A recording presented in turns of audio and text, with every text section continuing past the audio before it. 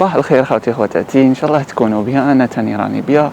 الناس الجدد هنا معنا اللي ما عرفونيش، مرحبا بكم، اهلا في القناه تاعي. انا اسمي رفيق، جزائري مقيم في اليابان. اليوم راح يكون فيديو بزاف شباب. اليوم راح نديكم البلاصه مميزه جدا لينا احنا كمسلمين. اليوم راح نديكم الاكبر مسجد هنا في اليابان. ابقوا معنا باش تشوفوا المسجد، واشتركوا في القناة خوتي، دعموني باش نجيب لكم فيديوهات بزاف شابين. let's go.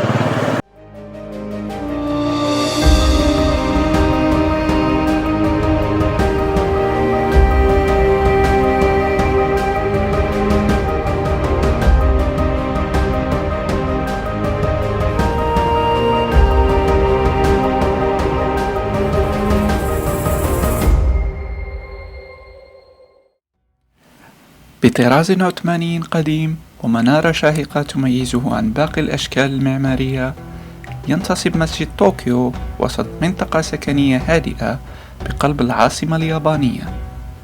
تحفة معمارية تشبه في طرازها المعماري الجامع الأزرق أو جامع السلطان أحمد بمدينة إسطنبول تركيا. يعتبر مسجد طوكيو وساما عثمانيا ووجهة يقصدها الزوار للتعرف عن قرب على الإسلام.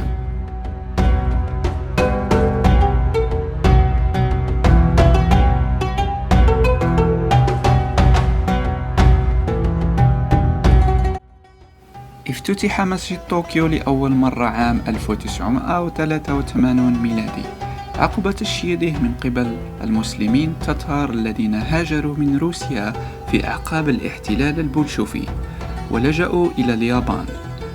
وبمرور الوقت بات المسجد إحدى الوجهات المفضلة لزوار طوكيو، ومقصدا لمسلمي العاصمة اليابانية في الأعياد وأيام الجمعة. في الحقيقة مسجد طوكيو هو أكبر من الذي كنت أراه من الخارج. يحوي متجر لبيع كل منتجات الحلال من لحوم وغيرها من بعض البلدان المسلمة والعربية كذلك. خلونا نشوفوا المتجر.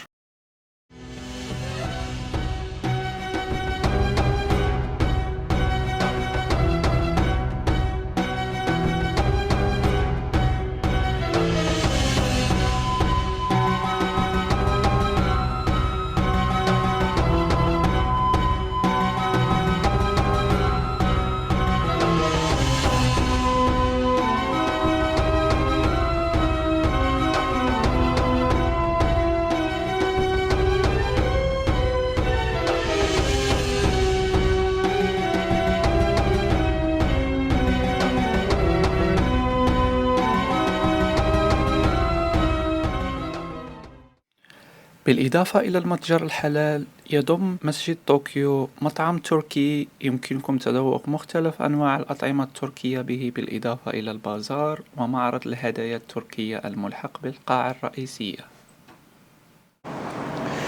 خوتي لهنا نكون وصلنا لنهاية الفيديو تاع اليوم ونهاية الرحلة تاعنا في المسجد تاع طوكيو.